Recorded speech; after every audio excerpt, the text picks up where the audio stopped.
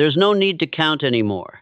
The debt has become part of your routine, like brushing your teeth or making coffee. Each day starts with it. Each night ends with it. You smile out of habit, but you know. This isn't just pressure, it's exhaustion. But what if I told you that the very book sitting on your shelf, perhaps gathering dust, contains the most powerful wealth building system ever written? Not just spiritual comfort, but practical, actionable principles that have created more millionaires than any business school or investment strategy. I spent decades studying the minds of the most successful people on earth, and I discovered something that changed everything. The same principles that guided Solomon to unprecedented wealth, that led Abraham to become the father of nations, that transformed ordinary fishermen into world changers, these same principles are waiting to transform your financial reality. This isn't about positive thinking or wishful hoping. This is about 10 specific, biblically based keys that will fundamentally shift who you are in relationship to money. Not just how you manage it, but how you think about it, attract it, and multiply it. You won't just get out of debt. You'll become the kind of person who naturally creates abundance. Right now, thousands of people are discovering that their financial breakthrough was never about earning more money. It was about aligning their mind, their habits, and their purpose with principles that have worked for over 4,000 years. They're not just changing their bank account. They're changing their identity. The question isn't whether these principles work. The question is whether you're ready to apply them with the same faith and discipline that transformed my life and the lives of countless others. If you're ready to stop surviving and start thriving, if you're ready to become someone who creates wealth rather than chases it, then subscribe to this channel right now. Because what I'm about to share with you has the power to completely rewrite your financial story starting today. Number 1. From financial crisis to spiritual awakening. There comes a moment in every person's life when the weight of financial pressure becomes so unbearable that you feel like you're drowning in your own circumstances. I remember those sleepless nights staring at the ceiling, calculating and recalculating numbers that never seemed to add up. The bills kept coming, the phone kept ringing, and no matter how hard I worked, no matter how fervently I prayed, the mountain of debt only seemed to grow taller. You know that feeling, don't you? That crushing sensation when you open your mailbox and your heart sinks before you even see what's inside. When you avoid certain phone calls because you know exactly who's calling and why. When you smile during the day but cry in your car on the way home, wondering if this is all your life will ever be. But here's what I discovered in that dark valley of financial despair. The very book that millions of people read for comfort on Sundays contains the most sophisticated wealth-building system ever devised. Not just spiritual platitudes, but practical, tested principles that have created more lasting prosperity than any business school or investment strategy. Picture a man standing before 2 doors. Behind one door lies everything he's always done, every familiar pattern, every comfortable excuse. Behind the other door lies unknown territory, principles that seem too simple to work, too ancient to matter. Most people choose the familiar door, even when it leads to the same old struggles. I chose the unknown door, and what I found there changed everything.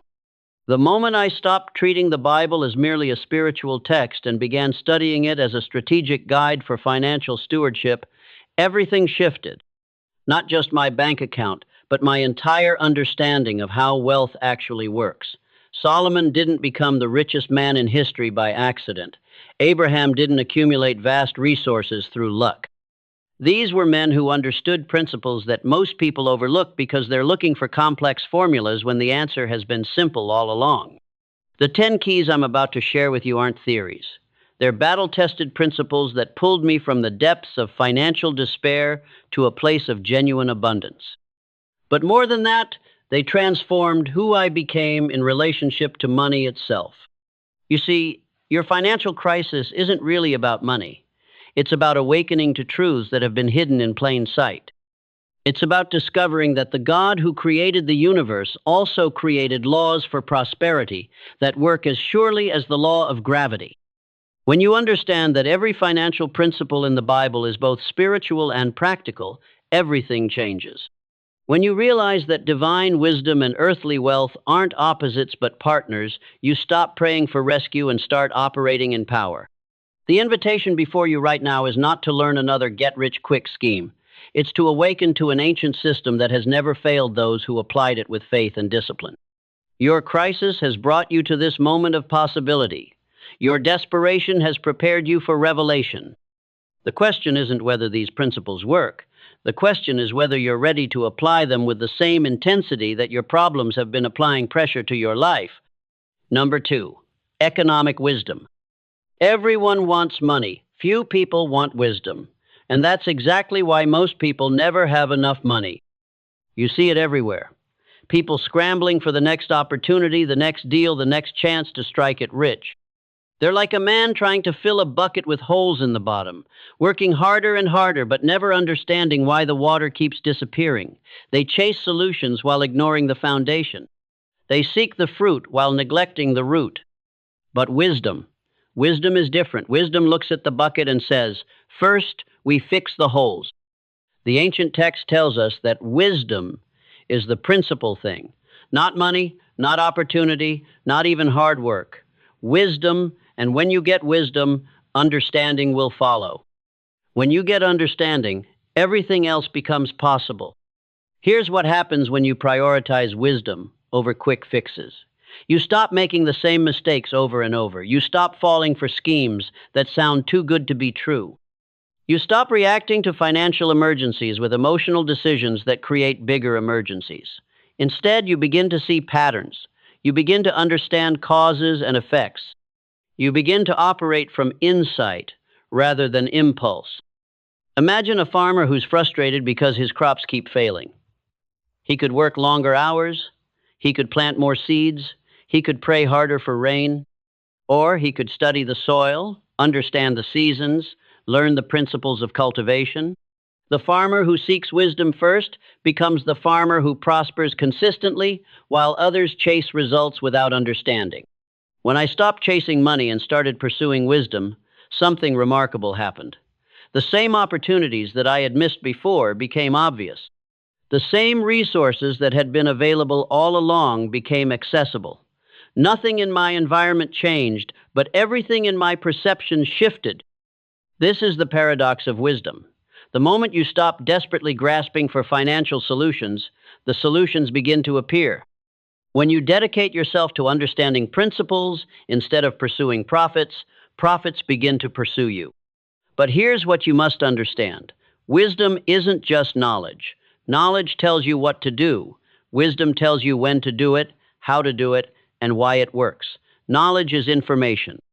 Wisdom is transformation. The wise person doesn't just memorize biblical verses about prosperity. They apply biblical principles to their daily decisions. They don't just quote scriptures about God's provision. They operate their finances according to God's patterns. Every morning, before you check your bank account, before you worry about your bills, before you stress about your future, ask yourself this question: what does wisdom say about this situation? Not what does fear say, not what does desperation say. What does wisdom say? When you make wisdom your first priority, everything else falls into proper order. Your spending becomes intentional. Your saving becomes systematic. Your giving becomes joyful. Your earning becomes effortless. The path to financial transformation doesn't begin with a better job or a lucky break. It begins with a wiser you. And a wiser you begins with this decision: to value understanding more than money, principles more than profits, wisdom more than wealth. Seek wisdom first. Everything else you need will be added unto you. Number 3, spiritual structure. Prayer without order is like trying to build a house without a foundation. You can have the most sincere intentions, the strongest faith, the most earnest desires, but if there's no structure underneath, everything eventually collapses. I used to think that managing money was somehow unspiritual, that if I really trusted God, I shouldn't need to track my expenses or create a budget. I believed that faith meant closing my eyes and hoping everything would work out. I was wrong, dangerously wrong. God doesn't bless chaos. He operates through principles, and one of the most fundamental principles is order. When the ancient text instructs us to know the condition of our flocks, it's not suggesting we lack faith. It's establishing the foundation upon which faith can build miracles. Consider the master architect who designs a cathedral. Does he leave the measurements to chance? Does he guess at the foundation requirements? Does he hope the stones will arrange themselves? Of course not. He creates detailed plans because he understands that the more magnificent the vision, the more precise the structure must be. Your financial life is your cathedral. Every dollar that flows through your hands is a stone in that structure. When you don't know where your money comes from or where it goes, you're building without blueprints, and buildings without blueprints don't last. Here's what changed everything for me. I stopped seeing financial organization as a lack of faith and started seeing it as an act of faith. I began to understand that God expects me to be a faithful steward before he can trust me with greater resources. The moment I created my first real budget, something supernatural happened.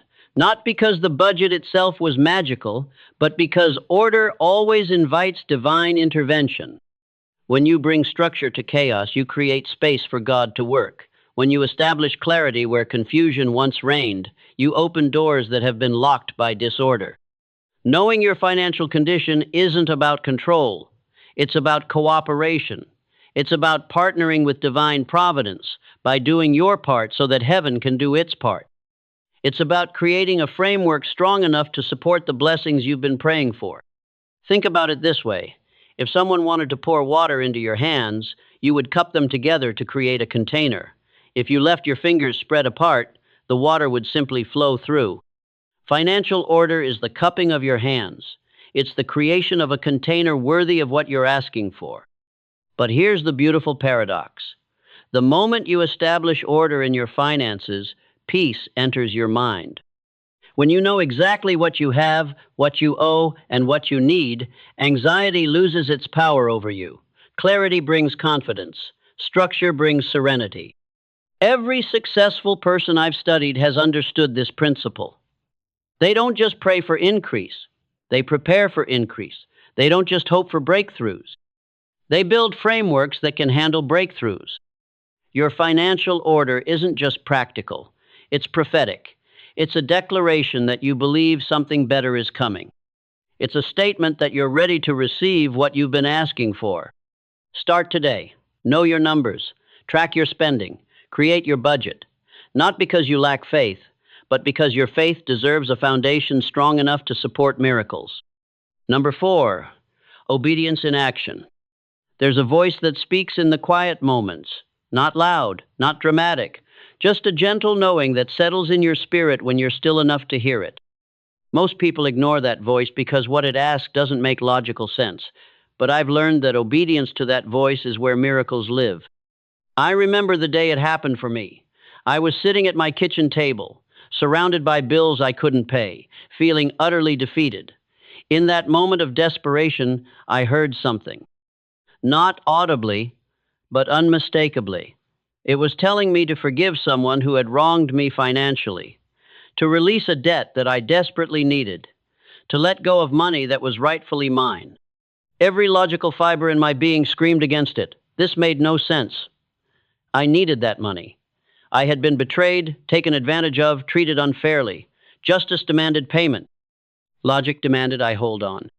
But sometimes heaven's logic operates on a different frequency than Earth's logic. Sometimes the breakthrough you're looking for is hidden behind an act of obedience that seems completely unrelated to your problem. Picture a dam holding back a vast reservoir of water. The pressure builds and builds until one small stone is removed from just the right place. Suddenly, everything flows. That act of obedience, that seemingly illogical step of faith, was my stone. Within 30 days of making that choice to forgive and release, opportunities began opening that had been closed for years. Contracts materialized from nowhere. Old debts were repaid without me asking. Resources appeared from directions I never could have orchestrated. This is the power of obedience in uncertainty. This is what happens when you acknowledge divine guidance in your path, even when you can't see where the path leads. Heaven waits for these moments. Heaven watches for people who will trust beyond their understanding. But here's what you must grasp. Obedience isn't passive. It's the most courageous action you can take. Anyone can follow instructions when they understand the outcome. It takes spiritual courage to step forward when you can't see the next step. Most people want guarantees before they obey. They want to see the full plan before they take the first step. But that's not how divine guidance works. Faith is revealed one step at a time, one decision at a time, one act of obedience at a time. When that voice speaks to your spirit about your finances, when you feel prompted to give, when you want to receive, when you're led to invest, when you want to save, when you're called to forgive, when you want to fight, that's not coincidence. That's heaven creating an opportunity for breakthrough. The question isn't whether you'll understand. The question is whether you'll obey. The question isn't whether it makes sense to your mind. The question is whether it resonates with your spirit. I've seen people stuck in financial cycles for years suddenly break free with one act of obedience. I've watched businesses transform overnight when owners stopped relying solely on their own wisdom and started following divine promptings. I've witnessed miracles that defied every economic principle, all because someone chose obedience over logic. Your breakthrough may be waiting behind a decision that doesn't make sense. Your provision may be connected to an action that seems counterproductive. Your increase may require a release that feels like loss. Listen for the voice. Trust the prompting. Take the step. Obey in action, not just in intention. Because on the other side of obedience, heaven has resources that earth can't provide. Number 5, conscious use of money. Money is energy, and like all energy, it flows toward intention or dissipates into chaos. For years, I was unconscious about this flow. I spent money like I was throwing coins into a dark well, never knowing where they landed or what they accomplished. Every purchase I made was driven by emotion, anxiety about not having enough, comparison with others who seemed to have more, impulse to feel better about circumstances I couldn't control. I was using money as a drug to numb pain instead of as a tool to build purpose. You know this pattern. You've felt the temporary high of buying something you didn't really need. You've experienced the momentary relief of retail therapy. You've tried to solve internal problems with external purchases. And you've discovered what I discovered. Money spent unconsciously creates more problems than it solves. But here's what changed everything. I began to understand the difference between consumption and investment. I started seeing every dollar as either a seed or a leak. Every expenditure was either building something or destroying something. There was no neutral ground. Think of your money as an army. Every dollar is a soldier under your command. When you spend unconsciously, you're sending your soldiers into battle without a strategy. When you spend consciously, you're deploying your resources with purpose and precision. The wealthy understand this principle instinctively. They don't just ask, "Can I afford this?" They ask, "Will this purchase move me closer to my goals or further away?" They don't just consider the immediate cost, they consider the opportunity cost. They don't just think about what they're buying. They think about what they're not buying because of this choice. I had to learn to pause before every purchase and ask myself 3 questions. First, is this a need or a want? Second, will this purchase serve my purpose or my emotions? Third, what am I not investing in because I'm spending money here? This isn't about becoming cheap or stingy. This is about becoming intentional. This is about aligning your spending with your values, your purchases with your purpose, your money with your mission. When you begin to spend consciously, something remarkable happens. You stop feeling guilty about money. You stop regretting purchases. You stop wondering where your money went because you directed where it was going. But more than that, conscious spending attracts conscious earning. When you become a good steward of little, you position yourself to be trusted with much. When you demonstrate wisdom with what you have, you create space for more to flow into your life. The ancient wisdom tells us that the wise store up wealth while the foolish consume everything they have. This isn't about hoarding. This is about understanding that some money is meant to be planted, not just spent. Some resources are meant to grow, not just go. Every time you choose investment over entertainment, purpose over pleasure, building over buying, you're casting a vote for the person you're becoming. You're declaring that your future is more important than your immediate gratification. Your money is watching, your resources are responding, your financial future is being shaped by the consciousness you bring to each spending decision. Stop throwing coins into the dark well. Start planting seeds in fertile ground. Stop spending emotionally. Start investing intentionally. Because conscious money creates lasting wealth, while unconscious money creates temporary pleasure and permanent regret. Number 6, courageous giving. The most radical thing you can do when you don't have enough is to give what you do have. It's counterintuitive, it's illogical, it goes against every survival instinct you possess. And it's one of the most powerful forces in the universe. I'll never forget the first time I gave when I was in financial crisis. I had exactly $47 to last 2 weeks. My mind was screaming at me to hold on to every penny. But something deeper was calling me to give $20 to a friend who was struggling even more than I was. Every logical thought protested. You can't afford this. You need this money. What if an emergency happens? What if you run out completely? But I had reached a point where logic had failed me so completely that I was willing to try something that transcended logic. Here's what I discovered. Giving in scarcity is not about the amount. It's about the act. It's about declaring that you trust in abundance even when all evidence points to lack. It's about breaking the grip that fear has on your resources. Picture a hand clenched tightly around coins. The tighter the grip, the more the hand cramps. The more it cramps, the less it can receive. But when the hand opens to give, it simultaneously opens to receive. Generosity creates space for abundance. But understand this clearly. Courageous giving isn't reckless giving. It's not about giving money you need for rent or food for your children. It's about giving from faith, not from foolishness. It's about being sensitive to divine prompting, not human pressure. True giving comes in many forms. Sometimes it's money, sometimes it's time, sometimes it's encouragement to someone who's lost hope. Sometimes it's sharing knowledge that could help someone else succeed.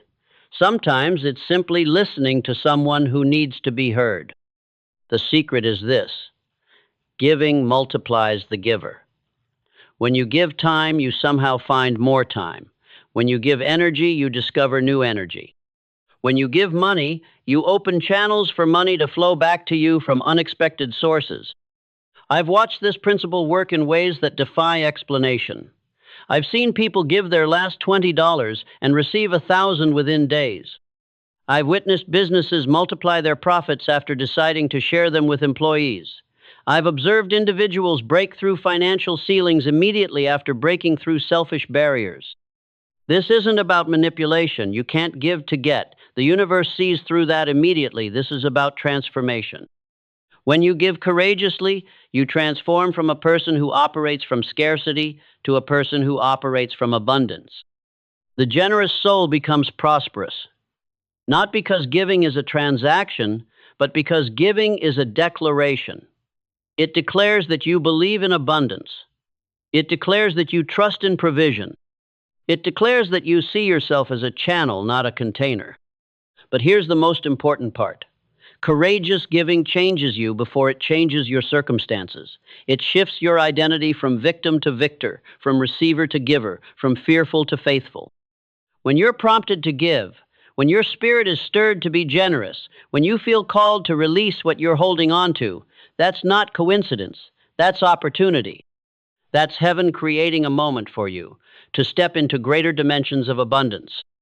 The question isn't whether you can afford to give. The question is whether you can afford not to. Because on the other side of courageous giving, there's a version of yourself that's more prosperous, more peaceful, and more powerful than you've ever imagined. Give courageously. Trust completely. Watch miraculously as your generosity creates space for the abundance you've been seeking. Number 7, renewed direction. Sometimes the hardest thing to admit is that you've been going in circles.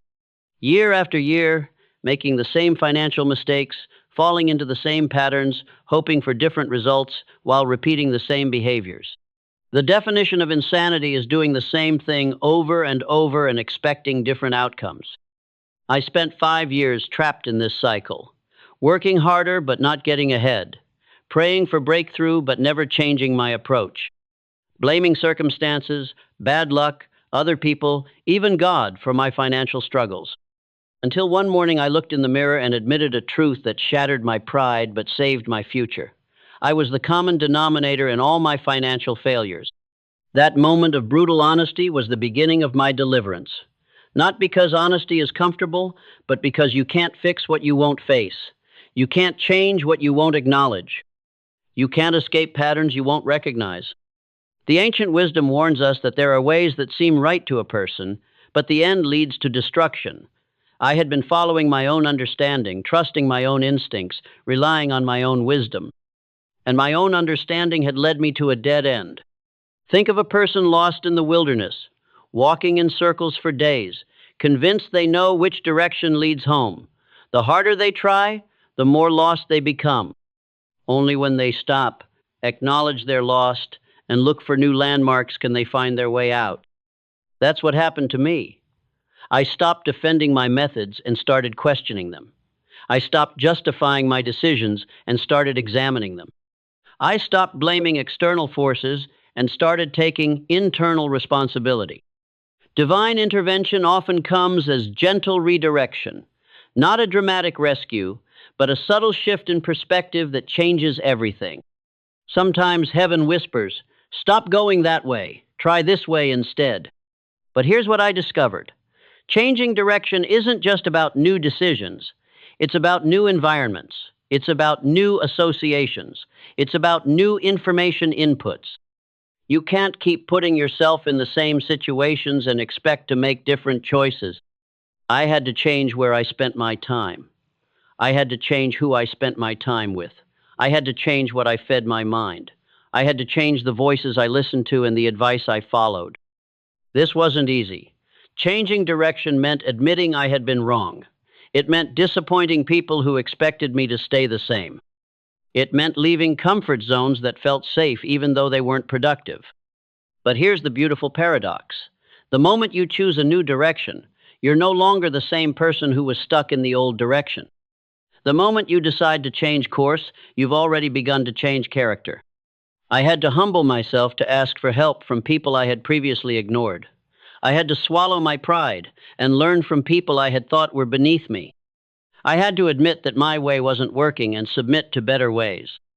The breakthrough came when I stopped trying to fix my financial problems with the same mindset that created them. I started seeking wisdom from sources I had never considered. I started implementing strategies that felt uncomfortable but produced results. Your financial transformation isn't waiting for you to try harder. It's waiting for you to try differently. It's not about more effort in the wrong direction. It's about right effort in a new direction. Look around at your financial life. If you're not where you want to be, something about your current direction needs to change. Not tomorrow, not next month, today. Stop defending what isn't working. Start embracing what could work. Stop going in circles. Start moving in purpose. Number 8, restored mindset. Your mind is either your greatest asset or your greatest liability. There is no middle ground.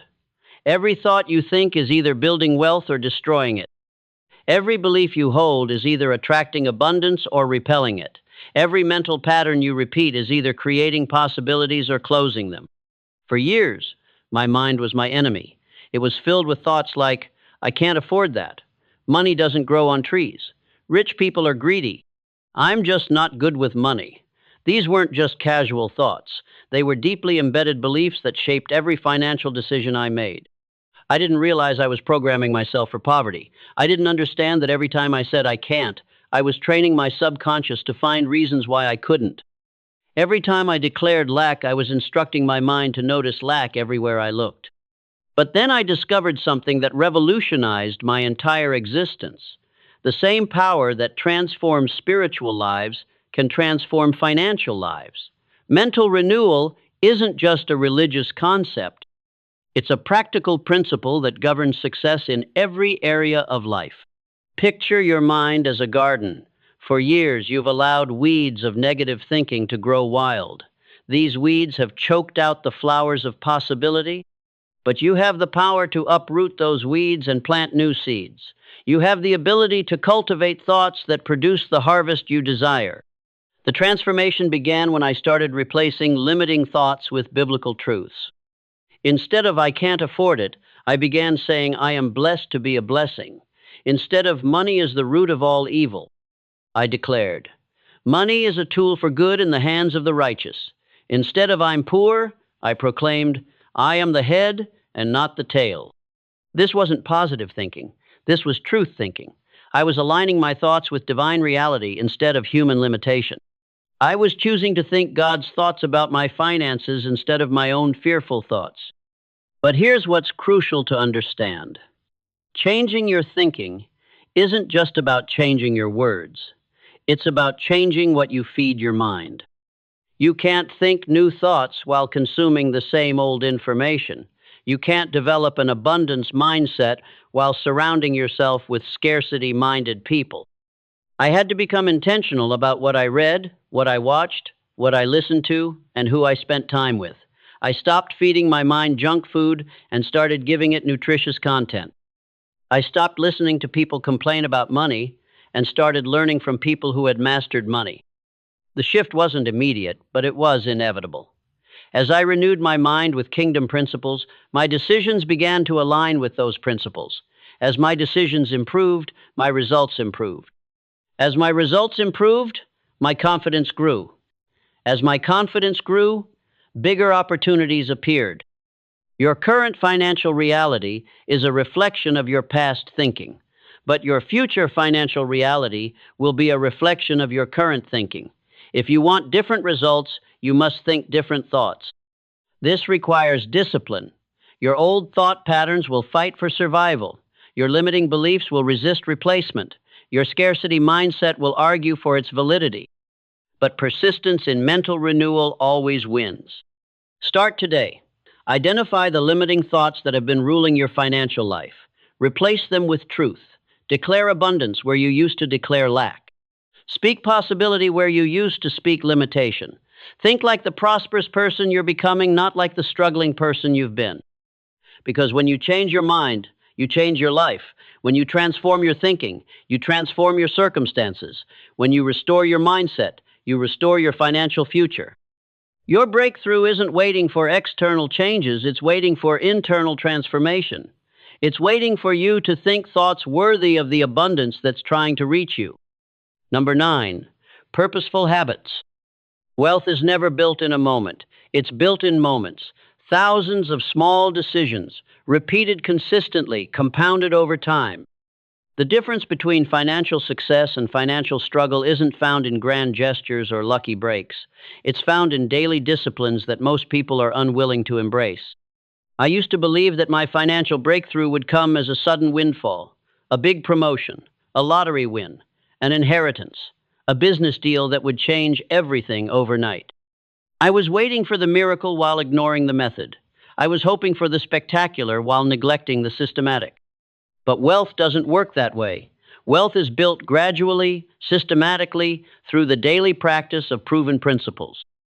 The ancient wisdom teaches us that wealth gained hastily will dwindle, but whoever gathers little by little will increase. Think of a river carving through stone. It's not the force of a single drop that creates the canyon. It's the consistent flow of water, day after day, year after year. Each drop seems insignificant, but collectively they reshape the landscape. Your daily financial habits are drops in that river. Each decision to track your spending rather than ignore it. Each choice to save $1 rather than spend it impulsively. Each commitment to pray before making a purchase. Each declaration of a biblical promise over your finances. These seem small in the moment, but they're reshaping your financial landscape. I had to learn to embrace the power of small beginnings. I started with habits so simple they seemed almost silly. Writing down every expenditure in a small notebook, praying a 30-second prayer before every purchase over $20, declaring one verse about God's provision every morning, setting aside just $5 every day. These actions didn't create immediate results, but they created immediate change in me. They built disciplined muscles that had been weak. They established patterns that attracted bigger opportunities. They created momentum that eventually became unstoppable. But here's what's crucial. Purposeful habits aren't just about actions, they're about identity. Every time you act like a financially disciplined person, you become more financially disciplined. Every time you make a wise money decision, you strengthen your capacity for wisdom. Every time you choose delayed gratification over immediate pleasure, you build character that can handle greater wealth. Your habits are votes for the person you're becoming. Each disciplined choice is casting a ballot for future you. Each consistent action is declaring that you believe in possibilities beyond your current circumstances. The powerful combination is this: discipline aligned with faith. When you combine systematic action with supernatural belief, you create conditions for multiplication that defy natural explanation. When you do your part consistently, heaven responds consistently. I discovered that God doesn't bless chaos or reward inconsistency, but He honors faithful stewardship. He multiplies disciplined efforts. He increases whatever is managed well. The habits that changed my financial life weren't complicated. Track every expense. Pray before every purchase. Save something every day. Give something every week. Declare God's promises over your finances every morning. Study wisdom literature every evening. Surround yourself with people who think abundantly. Simple habits, consistent application, compound results. Your current financial position is the result of habits you've practiced for years. Your future financial position will be determined by the habits you establish starting today. Don't wait for motivation. Start with discipline. Don't wait for perfect circumstances. Start with perfect commitment. Don't wait for big opportunities. Start with small consistencies. Because great fortunes are built one day at a time, one decision at a time, one disciplined habit at a time. And the best time to start building those habits is now. Number 10, uplifting relationships. Show me your closest friends and I'll show you your financial future. Show me who you spend time with and I'll predict where your money will go. Show me who influences your thinking, and I'll forecast your earning potential. Because whether you realize it or not, you become like the people you surround yourself with. For years, I was surrounded by people who complained about money but never did anything strategic about it. People who blamed the economy, the government, their employers, their circumstances for their financial struggles. People who had given up on their dreams and were slowly convincing me to give up on mine. I didn't realize that their limitations were becoming my limitations. Their scarcity thinking was becoming my scarcity thinking. Their resignation was becoming my resignation. I was absorbing their financial DNA without even knowing it. But the ancient wisdom tells us that those who walk with the wise become wise, while companions of fools suffer harm. I had to make one of the most difficult decisions of my life. I had to distance myself from relationships that were keeping me small and draw closer to people who could help me grow. This wasn't about becoming arrogant or abandoning people who needed help. This was about recognizing that I couldn't give what I didn't have. I couldn't help others rise financially if I was drowning financially. I had to save myself before I could save others. Picture a drowning person trying to rescue another drowning person. Without proper training and equipment, both people go under. But a person who learns to swim, who develops strength, who masters life-saving techniques, can return to help many others. I began seeking relationships with people who thought bigger than I did, people who had achieved what I wanted to achieve, people who spoke about possibilities instead of problems, people who invested in their growth instead of just complaining about their circumstances. At first, these relationships felt uncomfortable. I felt like I didn't belong in their world. I felt intimidated by their success, embarrassed by my struggles, inadequate in their presence. But I stayed anyway, because growth always feels uncomfortable at first. Something remarkable began to happen. Their confidence began to rub off on me. Their vision began to expand my vision. Their strategies began to inform my strategies. Their faith began to strengthen my faith. Not through pressure or preaching, but through proximity. I stopped spending money to impress people who weren't going anywhere and started investing time with people who were going somewhere significant. I stopped trying to fit in with groups that celebrated mediocrity and started pursuing relationships with individuals who demanded excellence. This shift in relationships changed everything. New opportunities came through new connections. Better information flowed through better associations. Higher standards emerged through higher influences. Greater possibilities opened through greater partnerships. But here's what's most important. The right relationships don't just change your circumstances, they change your character. They don't just increase your network, they increase your net worth. They don't just provide better connections, they provide better corrections. When you surround yourself with people who believe in abundance, you start believing in abundance. When you spend time with people who take action instead of making excuses, you start taking action. When you connect with people who see solutions instead of problems, you start seeing solutions. Your relationships are either lifting you up or holding you down. There's no neutral ground. Every person in your inner circle is either adding value to your life or subtracting value from it. Evaluate your relationships honestly. Are the people closest to you helping you become the person you want to be, or are they keeping you stuck as the person you've always been? Are they expanding your thinking or limiting it? Are they encouraging your growth or enabling your excuses? Choose your relationships as carefully as you choose your investments, because your associations will determine your aspirations. Your connections will influence your direction. Your relationships will shape your reality. Surround yourself with people who dream bigger, think clearer, and act bolder than you do. Your financial future depends on it. Number 11, eternal purpose. Money without purpose is meaningless. Wealth without mission is empty. Resources without vision become a burden instead of a blessing. I learned this the hard way when I finally achieved the financial success I had been desperately pursuing, only to discover that it didn't satisfy the deepest longings of my soul. For years, I had made money my master instead of my servant. I had pursued wealth as an end instead of a means. I had accumulated resources without understanding why I was accumulating them. And when I finally had enough money to feel secure, I felt more restless than ever. That's when I discovered the ancient warning about trusting in riches. Money is a terrible master, but a wonderful servant. When you make wealth your god, it will disappoint you. When you make it your tool, it will empower you. True prosperity isn't about hoarding wealth, it's about channeling wealth. It's not about accumulating resources for yourself. It's about stewarding resources for purposes greater than yourself. It's not about building bigger barns to store more grain. It's about using your grain to feed hungry people.